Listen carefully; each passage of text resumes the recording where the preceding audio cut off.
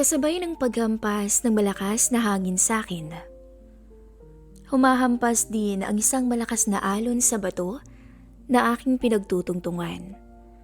Sa kabila nun, hindi pa rin naaalis ang aking tingin sa napakagandang tanawin. Ang asul na dagat, ang maaliwalas na langit, at ang mga taong nagtatampisaw dito ay nakakaantig ng damdamin. Sa paghampas ulit ng hangin, nasinghap ko ang napakatapang na simoy ng karagatan. Maririnig din ang paghampas ng karagatan sa pangpang at ang pag-ihip ng hangin. Talagang nakaka-relax ang dagat, lalo na sa isang katulad ko na isinilang at nabuhay sa gitna ng mga naglalakihang mga gusali. Pinapasalamatan ko pa ang dagat nang biglang tumawag ang aking mga kasama. "Joanna!" Sigaw ng aking kasama. Napatingin ako agad sa direksyon nila. Mag-research ang sadya namin dito. Isa kasi akong OJT student bilang marine scientist sa isang pamantasan sa Maynila. May isa kasi ditong coral ang aming pinag-aaralan sapagkat maraming pag-aaral na nagsasabi na ito daw ay kayang lunasan ang malulubhang sakit.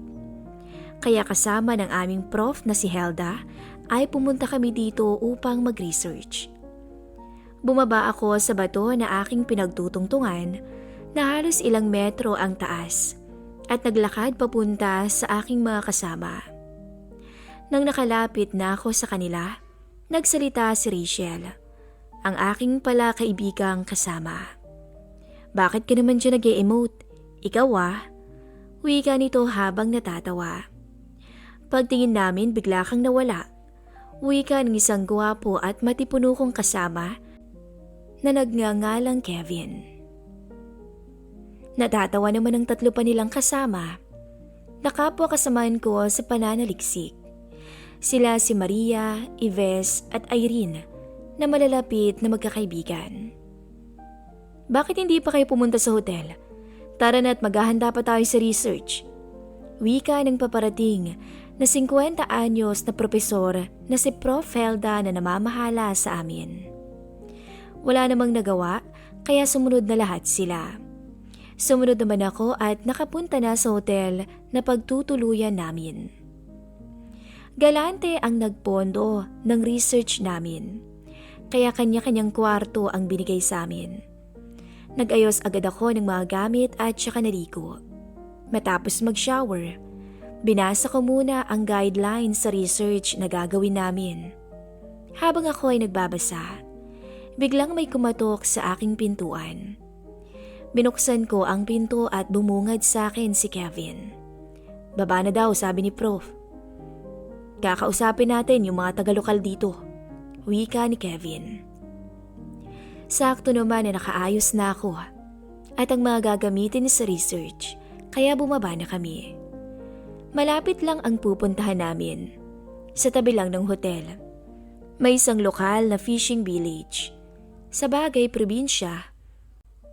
Magkakalayo at barong-barong ang mga bahay doon. Walang semento ang lakaran doon, kaya nakakapasang buhangin at matataas na bato ang nilakaran namin. Buti na lang nakatsinelas ako. Matapos ang ilang minutong paglalakad, nakapunta kami sa isang bahay. "Tao po?" "Jo! Mang Jo!" sabi ng prof namin habang kumakatok. Lumabas ang isang matanda na nasa edad 56 na. Short lang ang suot niya at walang pang itaas, kaya bumungad ang payat niyang katawan at moreno niyang kutis na kulubot na dala ng katandaan. Siya ang magsisilbing guide namin. "Ay, kayo pala. Sandali lang po. Umupo lang kayo dito." Hinatak niya ang upuan na gawa sa kawayan at pinaupo kami. Bumalik siya ulit sa bahay at nagdamit. May dala na rin siyang pitsil na may juice, mga baso at tinapay. Pinag-usapan namin kung saan makikita yung coral na pakay namin. Sabi niya, kailangan pa naming mag-dive kasi may kalaliman ang pinamamahayan ng coral na ito. Buti na lang, May diving gear kami. At inarkila na lang namin ang bangka ni Lolo Joe kung tawagin nila. Upang wala ng masayang na oras, pumunta na kami doon. Ilang minuto lang na pamamangka, nakapunta na kami sa lugar. Binaba agad ng matanda ang arko at kami ay naghanda ng mag-diving habang si Maria, Ibes, Rachel at Irene ay maiiwan sa bangka. Hahanapin lang namin yung coral, hindi pa namin pag-aaralan. Tara Joanna, lapit ka lang sa akin, pwede kang kumapit sa akin kung gusto mo, sabi ni Kevin. Hindi Kevin, sumama ka sa akin. Kailangan babae sa lalaki ang pair para kung magkaproblema sa amin ni Joanna, maliligtas ka agad. Utos ng prof namin. Wala ulit nagawa si Kevin kahit labag sa kalooban niya na hindi ako ang makakapartner niya. Tumingin siya kay Manong Joe at sinabi na, "Wag ho kayong sumimple sa kanya, malalagot kayo sa akin." Pagbabanta niya. Hindi na nagsalita pa ang matanda. Nagpatuloy na lang kaming mag-dive. Unang tumalon sa dagat si Prof at Kevin. Kami naman ni Manong Joe ay sumunod na rin. Nauna siyang mag-dive at ako naman ang sunod. Halos 10 metro ang lalim ng seabed. Maswerte naman at nakita namin kaagad ang mga isda na nalangoy at halos sandamakmak na corals na binalot ang buong seabed. Hangang-hanga ako sa ganda ng kailaliman ng dagat. Hindi ko maitago ang aking saya. Tumabi sa akin ang matanda at itinuro sa akin ang isa pang napakakulay na corals. Tinuro niya rin ang isang turtle na palangoy-langoy lang. Hinawakan niya ito pero sinabi ko na bitawan dahil bawal mong guluhin ang naninirahan sa karagatan. Sumunod naman ang matanda at nag-swimming palayo. Tinuro niya ang isang coral. Iyon ang pag-aaralan namin kaya agad akong pumunta doon. Tiningnan naming dalawa ng mabuti ang coral. At ayun nga talaga ang hinahanap namin. Nag-thumbs up ako kay Manong at nag-thumbs up rin siya. Minarkahan ko ang coral at sinave ang coordinates ng lugar. Matapos nun, nagsenyas na si Manong Joe na umahon na kaya umahon na kami. Lumoy kami sa malapit sa bangka upang umahon na. Nang makita kami ni Ibes, kumuha siya ng tali para makaakyat na kami. Pinauna muna ako ng matanda na nasa likuran ko lang. Pinilit kong umakyat pero nahihirapan akong makaakyat. Pumunta sa likod ko si Manong Joe at si Ibes naman ay hinahatak ang kamay ko para makaakyat ako. Binuhat ng matanda ang aking 2 hita habang nakalubog pa rin sa tubig. Sobrang weird ng pagkakabuhat niya sa akin. Napatingin ako sa kanya pero seryosong mukha ang bumungad sa akin. "Susuportahan kita, iha. Akyat ka na," sabi niya. Nakaangat naman ang hanggang bewang ko pero hindi ko pa naahon yung mga paa ko. Akala ko hanggang legs lang pero nagulat ako nang biglang umangat pa ang pag-aalalay ng matanda sa aking likuran, sabay itinulak ako ng pataas. Tila nag-blush ako dahil hindi ko talaga in-expect yun. Sa wakas, nakaakyat na ako. Pero nailang ako sa pasimple ng matanda. Pagtingin ko sa kanya, na-realize na siguro na napansin ko yun. "Sorry, iya," sabi niya habang bakas pa rin sa mukha ang pagsisisi. Naawa naman ako sa kanya, kaya sabi ko na lang, "Sa ano po?" Wika ko.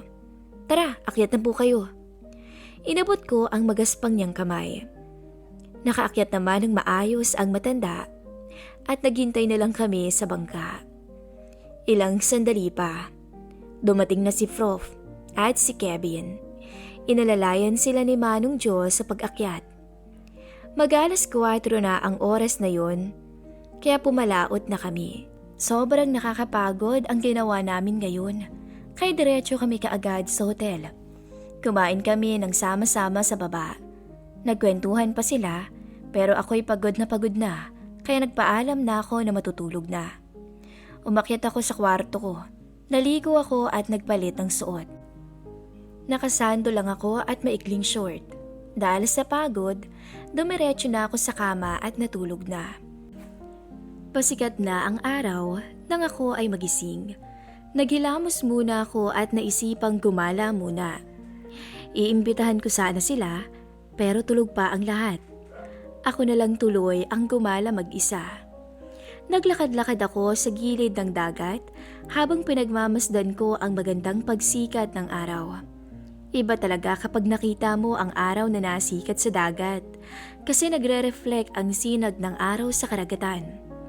Sa aking paglalakad, nakapunta ako malapit sa mga kabahayan kung saan namin nakilala si Mang Jo. Sa hindi inaasahan na pagkakataon, nakasalubong ko siya. Nakita ko ng matanda at nagkabatian kami. Magandang umaga, Iha. Bati niya. Good morning din po. Balik ko naman. Bakit ka napupunta dito, Iha? Wika nito. Namamasyal lang po ako, Mang Jo. Tugon ko. Ganun ba? Bakit hindi ka kaya sumama muna sa akin at mag-almusal? Paanyaya niya. Tinanggap ko naman ang paanyaya niya dahil napapagod din ako sa kakalakad at hindi pa ako nag-aalmusal. Sa labas ng bahay ng matanda, may lamesa doon at doon kami nag-almusal. Magkatabi lang kami at parehong pinagmamasdan ang karagatan habang nag-aalmusal kami ng kanin, isda at kape. Ang ganda ng dagat no, wika ng matanda. Oo naman po, sobrang ganda, lalo na yung mga isda. At kung ano pa man na nakatira dyan, tugon ko naman. Kaso, hinuhuli ko naman sila at binibenta. Biro niya. Napatawa naman ako at sinabi na, kailangan ninyo kasi yun eh. Ayun ho kasi ang kinabubuhay ninyo kaya okay lang. Tsaka mas okay na yun para balanse ang ecosystem ng dagat.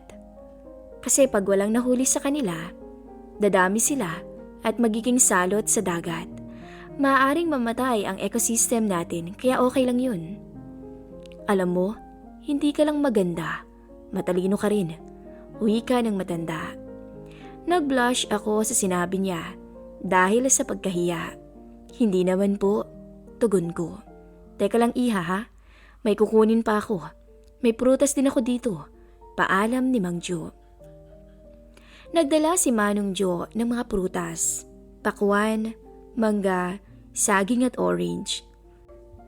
Ang dami ho niya na, wika ko. Una naming kinain yung pakwan. Sunod naman yung saging. Ngunit habang binabalatan ko yung orange, nahulog yung cellphone ko na tinabi ko lang sa lamesa. Kukuhain ko sana yung cellphone ko, pero hindi ako kasya dahil hindi naman maiusog ang lamesa o upuan. Kaya humarap ako kay Manong at yumuko para mapagkasya ko ang sarili ko. Nagkasya naman ako at nakuha ko ang cellphone ko. Buti na lang nabuhang ina ng lapag kaya hindi ito nabasag. Nang babalik na ako sa pwesto, nahuli ko na grabe kung makatingin ng matanda sa pagkakayuko ko. Yun pala ay lumuwag ang neckline ng sando ko. Nang mapansin niya na nakatingin ako sa kanya, ay umiwas ito ng tingin. Ikaw ha? Lolo ka na nga at uugod-ugod. Pilyo ka pa rin. Bulong ko sa aking sarili habang nakangiti. Gayunpaman, pinagwalang bahala ko na lang. Bagkus, nagpatuloy kami sa pag-aalmusal at pagkukwentuhan. Napagkwentuhan namin ang buhay niya. Balo na raw siya at ang kaisa-isang anak na babae niya ay nabuntis ng maaga. Iniwan kay Mang Jo ang apo niya sa pangakong babalikan din sila ng anak niyang babae pero hindi na muling nagpakita pa to. Dahil doon, ang 5 years old niyang apo ang kasama niya na lang sa buhay. Sa kasalukuyan ay natutulog pa to ng mga oras na yun. Sa aming pagkukwentuhan, nahuli kong pasulyap-sulyap na naman si Manong Jo sa katawan ko. Pero hindi ko yun ininda.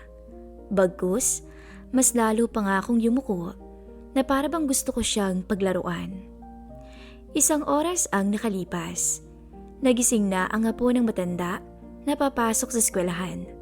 Kaya naman naghanda na ang matanda at ako naman ay bumalik na sa mga kasama ko.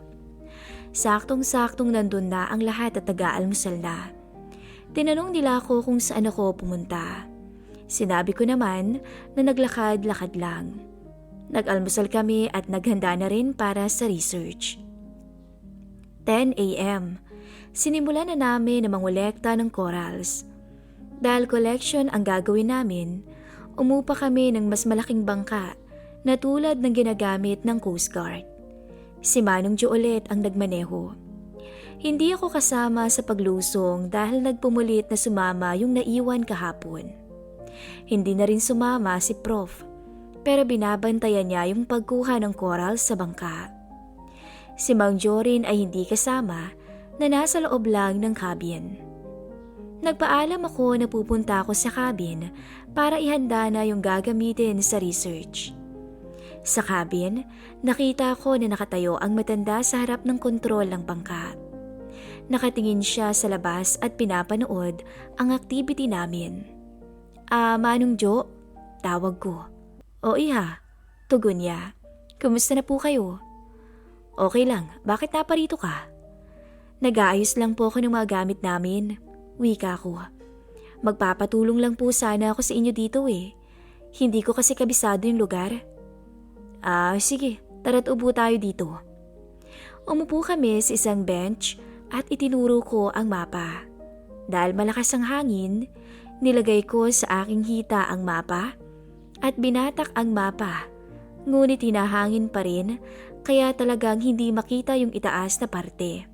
Kaya naman hinawakan ni Manong Jo ang dulo ng mapa. Habang nagpapaliwanag, ay naging pilyo yata ang matanda. Tila napapahaplos siya sa tuhod ko kunwari at nawawala sa pwesto ng mapa. Bukod pa roon, panay ang sulyap niya sa akin. Halos wala na siyang pakialam kung mahuli ko man siya. Ako naman, kaysa sa mainis, lumakas ang tibok ng puso. Umangat ang balahibo. Nag-iiba na rin ang temperatura ko at pansin ko na ganun din ang matanda. Teka lang po may itatanong lang ako kay Prof. Wika ako sabay mabilis na tumayo at umalis. Bakas naman sa mukha ng matanda ang pagkadismaya pero nawiwirdohan talaga ako. Bukod pa roon, baka mahuli kami. Tamang-tama namang nagsibalikan na yung mga kasama ko para mag-break. At ako naman ang susunod na magdadive. Matapos ang ilang oras na pagkolekta ng mga corals, pinoproseso na namin ang mga to at pinag-aaralan. Then umuwi na kami bago pa magdilim. Napagod kami kaya nagpahinga muna kami. Ako naman ay dumiretso agad sa kwarto and then natulog. Nagising naman ako sa pagkatok sa pinto. Sino yan? Wika ko habang papatayo pa sa kama. Si Rachel to. Binuksan ko ang pinto at nandun nga si Rachel. Tara B, sama ka. Baba tayo. May kasiyahan sa babae. Pag-anyaya niya. Kahit na ayaw ko mang sumama, hinatak ako ni Rachel at pilit na pinasama ako. Sa baba, nandun na lahat ng aking kasamahan, pwera lang kay Prof na ayaw talagang sumama dahil sa tanda na nito. Inakbayan ako ni Kevin nang makita niya ako, pero agad ko namang tinanggal ang pagkakaakbay niya at umiwas. Kita sa mukha ni Kevin ang inis. Para putulin ang masamang atmosphere, nagpatuloy kami sa kasiyahan. Sa labas ng hotel, may outdoor bar doon. Maraming tao na nakabikini attire ang nasayaw at nagiinuman.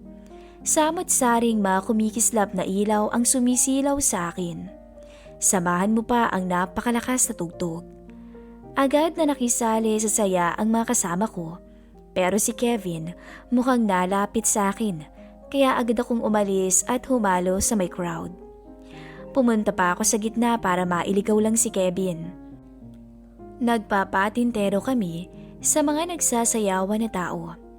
Sinisigurado kong hindi ako nasusundan ng ninuman, kaya hindi na ako nakatingin sa daan. Kaya ako ay bumangga.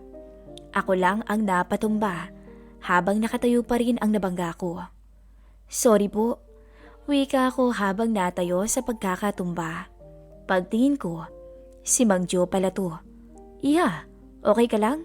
Tanong nito. Kayo pala yan, sabi ko sa kanya. Bumalik naman sa aking isipan na may tinatakbuhan ako. Tara po, huwag tayo dito mag-usap. Wika ko sabay hila sa braso ng matanda at naglakad ng mabilis. Sa paglalakad namin, pumunta ako sa batong pinuntahan ko nung una kong pumunta dito. Dali-dali kaming bumaba sa ilang metrong bato na yun. Una ay si Manong ang bumaba. Tapos inalalayan niya ako upang makababa. Buti na lang low tide nun, kaya may tubig pa naman sa ilalim ng bato. Kahit gabi na, pinagliliwanag pa rin ng buwan ang dagat. Kaya nakakakita pa naman kami dun. At isa pa, yung ilaw sa bar abot pa dito, pero hindi na ganun kalakas. Hindi na rin masyadong rinig ang maingay na tunog mula roon. Kami lang ang tao doon, kaya perfect spot to. Wala na rin si Kevin at malamang hindi na ako nakita noon. Sino bang tinatakbuhan mo, Iha? Tanong ng matanda. Wala ho. Scammer lang na may ino-offer sa akin. Pagsisinungaling ko. Ayun lang pala eh. Tara, upo ka, Iha. Dito na lang tayo. Pagmasdan ulit natin yung dagat sa gabi naman. Paanyaya ng matanda. Kumuha siya ng isang sako doon at inilatag sa tabi ng bato. Pareho kaming nakaupo doon at sumandal kami. Hindi naman matalas o marupok ang bato na pinagsandalan namin, kaya okay lang. Doon, pinagmasdan namin ang karagatan. Sa pagtingin ko sa tanawin, agad na kumuha ng aking pansin ang mapayapang kalangitan. At idagdag mo pa ang kalmadong alon na siya namang nagpakalma ng aking puso at nagbigay ng kapayapaan sa gitna ng dilim. Kahit narinig namin ang tugtog sa bar, nangingibabaw pa rin ang tunog ng mga alon at ang aming katahimikan. Maya-maya pa, umihip ang napakalamig na hangin. Kahit nadama ko ang lamig, pawang nag-aalab naman ang aking damdamin. Nakasando lang kasi ako at maiksing short. Si Manong naman ay nakashort na pang basketball at t-shirt na luma at maraming tastas.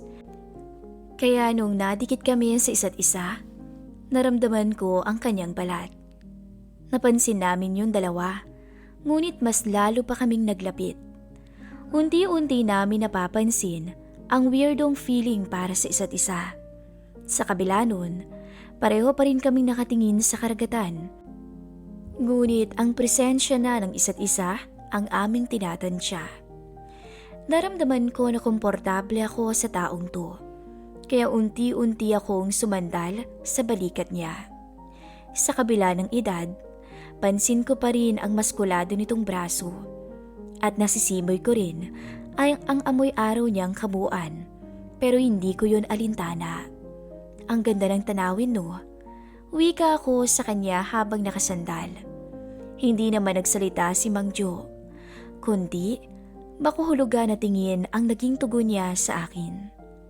Agad tuloy kong napatingin sa kanya.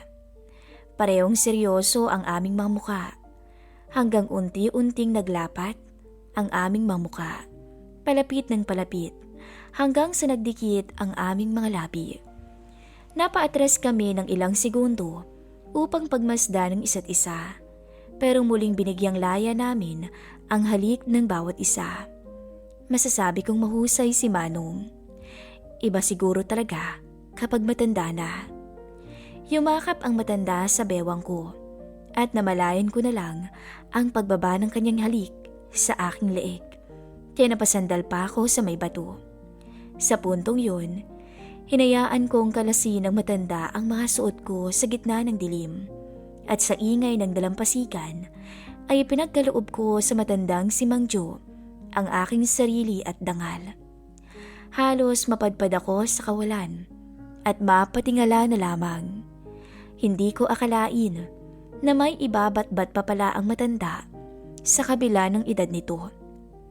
Sa katunayan nga, ay nahigitan niya ang ex ko sa lahat ng aspeto. At nang gabing yun, ay walang pagsisisi kong binukas ang aking binti para sa uugod-ugod ng lalaki na halos masiraan na sana ng bait sa nakaw naming sandali. Nang biglang, "Joanna!"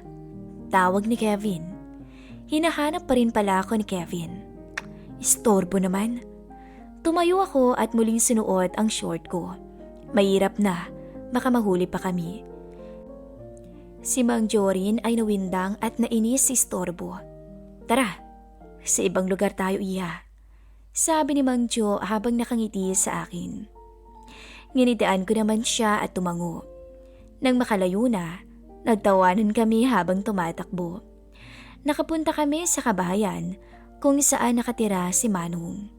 Madilim ang paligid at tahimik ang lahat dahil maagang natutulog ang mga tao dito. Kaya maingat lang kaming naglakad. Pagdating sa loob, agad na kinandado ni Manong Jo ang pintuan at sinara ang mga bintana. Sinindahan rin niya ang lampara para magkailaw. Maliit lang ang bahay ng matanda. May maliit na sala na may sofa na gawa sa kawayan at lumang TV, tapos kusina agad ang makikita. Sa tabi ng sofa na gawa sa kawayan, makikita ang nag-iisang kwarto na maliit lamang. Kortina lang ang nagsisilbing pintuan ng silid, kaya kita ko agad na natutulog ng mahimbing ang apo ni Mang Jo. "Shh, tahimik lang. Ayusin mo na yung sofa dyan." Tinuro ng matanda ang sofa na gawa sa kawayan sa labas na pwedeng higaan. Alam ko na ang nasa isip niya. Nilagyan ko ito ng sapin at unan. Lumabas naman si Manong Jo, buhat ang natutulog na bata. Natawa naman ako. Gagawin talaga lahat, no? Wika ko sa aking isip. Nilagay niya roon ang natutulog na bata. Agad naman kaming nagtungo sa silid dala ang lampara. Nilagay ng matanda ang lampara sa lamesa na nasa loob ng kwarto. Agad naman siyang lumapit sa akin at doon ay naging saksi ang 4 na sulok ng kwartong yun kung paano ko pinagsawaan at dinala sa kawalan ng matanda. Naging abala kami sa isa't isa nang bigla ay may nag-crack. May nasira sa kamang kawayan ni Manong dahil sa gigil. Nag-crack ang paa sa kanang bahagi, kaya nag-slide kami ng kaunti sa kanan. Buti na lang, hindi tuluyang nasira ang kama. Sa kabila noon, hindi namin pinansin ang nasira. Bagkus ay hinayaan namin ang aming mga sarili na tugunan muli ang aming pangangailangan. Hanggang sa makontento kaming dalawa. Sobrang ganda at sexy mo, Joanna. At higit sa lahat, may maamong mukha ka. Hindi ko akalain na papayag kang makatabi ang isang katulad kong matanda na. Kahit yung asawa ko dati, hindi ganyan kaganda. Kaya napakaswerte ko talaga. Pag-amin ni Manong. Pareho kaming pagod ngunit kontento ni Manong Jo ng gabing yun. Salamat, Iha.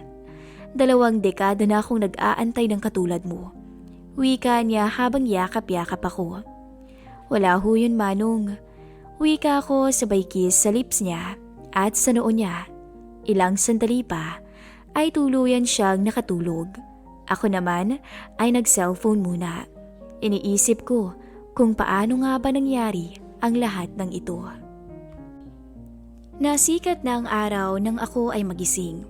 Bigla akong naalala yung mga kasamahan ko kaya nagbihis agad ako. Pilit ko manggisingin si Manong. Tulog mantika pala siya, siguro dahil sa pagod. Saktong-sakto na hindi pagising ang mga kasamahan ko pagbalik ko. Nag-shower ako kaagad. Napatingin ako sa may salamin at naalala ko ang nangyari kagabi. Kakaiba yun at alam kong hindi ko yun makakalimutan. Ang matandang yun, hindi ko akalain na sobrang agresibo pala pagdating sa kama. Matapos maligo, nagpalit ako ng suot at umidlip. Kalahating oras lang ako nakatulog dahil kumatok si Rachel. Tinawag ako para mag-almusal. Habang nag-aalmusal, "San ka pala pumunta kagabi, Joanna? Bigla kang nawala," tanong ni Kevin. Napatingin naman sa akin ang lahat. Bumalik na ako sa kwarto. Hindi kasi ako mahilig sa mga ganyan talaga. Palusot ko naman. Kaya pala hindi na kita makita. Hinanap kita kung saan-saan kagabi. Nasa kwarto ka lang pala. Wika ni Kevin. Matapos nun, nag-iba na ang topic ng usapan namin habang nag-aalmusal. Ilang oras matapos kumain, naghanda na kami sa aming research. Mainit ang araw, kaya pinagpawisan ako. Isama mo pa ang aking pagkapagod kagabi. Naglalakad pa lang kami papunta sa daungan nang makita na namin sa di kalayuan si Manong Joe. Magandang umaga. Bati ng mga kasama ko sa kanya. Magandang umaga rin sa inyo. Wika ng matanda. Halata naman na patingin-tingin siya sa akin at nginingitian ako. Ako naman ay umiiwas ng tingin kasi baka mapansin nila. Sa kabila nun, hindi na kami nagpahalata sa aming mga kasamahan kaya umasta kaming parang normal lang pero hindi ko pa rin maitatanggi ang pagkailang sa bawat tingin ng matanda. Lumarga na kami at nangolekta ulit kami ng mga corals. Kasama ako sa mga nagdive kaya wala kaming masyadong interaksyon ng matanda. Ganoon pa man, minsan ay nagkakasulyapan kami. Buong araw lang kami nangolekta ng mga corals. Nang dumidilim na, tsaka na kami dumaong sa Pampang. Sa pagdilim naman ng paligid, meron namang bright idea na bumuo sa aking isipan. Abala ang lahat sa pag-aasikaso sa mga nakolektang corals nang lumapit ako kay Mang Jo para makausap siya. Nagtungo ako sa cabin. Malayo pa lang ako na patingin na agad ang matanda sa akin. Agad siyang lumapit at niyakap ang bewang ko. Ayos ka lang ba? Wika nito sabay halik sa aking pisngi. Ngiti at kurot naman sa pisngi ang ganti ko. Kailan kaya ulit, Joanna? Wika niya. Ano ka ba? Baka marinig nila tayo. Sabi ko habang nalayo sa kanyang bisig. Nang biglang may tumawag sa akin. Joanna, patulong naman dito oh.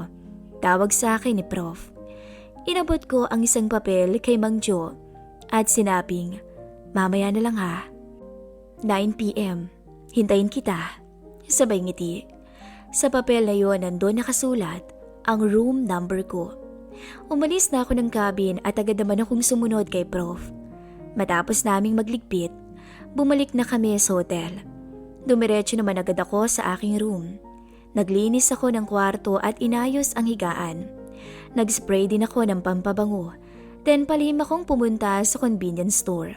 Doon, bumili ako ng merienda at surprise ako para sa matanda. Dali-dali akong bumalik pagkatapos bumili. Nag-shower agad ako. Ilang oras ang lumipas. May kumakatok na sa pinto. Dinungaw ko muna kung sino ang tao at si Mang Jo na ito. Agad ko siyang pinatuloy. Hinata ko agad ang matanda sa loob ng kwarto ko. Polo shirt at pantalon lang ang suot niya. Hindi na maganda ang kondisyon nito. Sa kulay palang kupas na. Tinignan agad ako ng matanda mula ulo hanggang paa. Yayakapin na sana niya ako, pero tinanggihan ko siya. Tinakpan ko ang bibig niya. Shh, kalma ka lang po. Sumunod naman siya na parang alipin ko. Diyan ka lang ha. Utos ko sa kanya. Pinag-antay ko siya sa tabi ng aking kama.